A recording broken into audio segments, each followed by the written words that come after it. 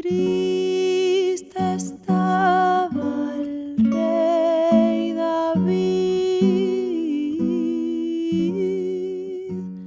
triste y con gran pasión, cuando le vinieron nuevas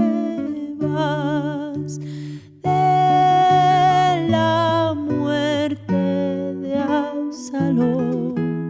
De Absalón, de Absalón, de Absalón.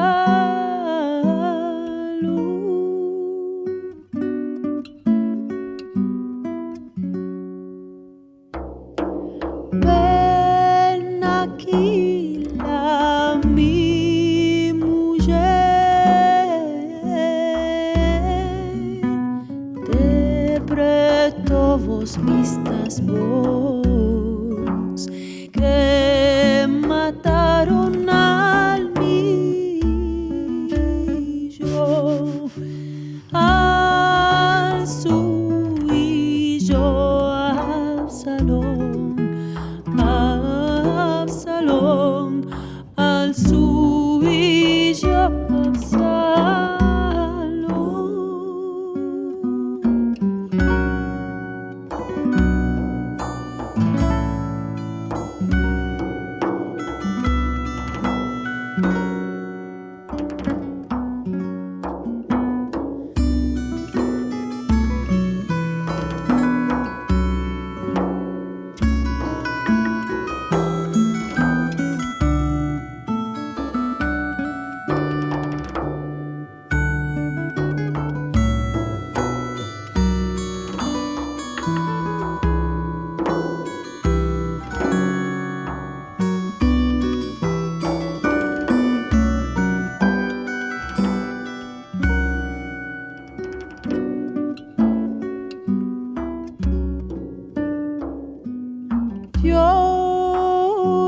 Llorando y endechando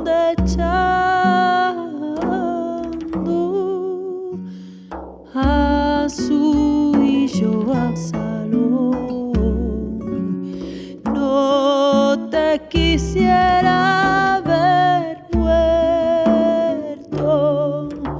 si no vivo en mi prisión. Fili mi Absalón, yo te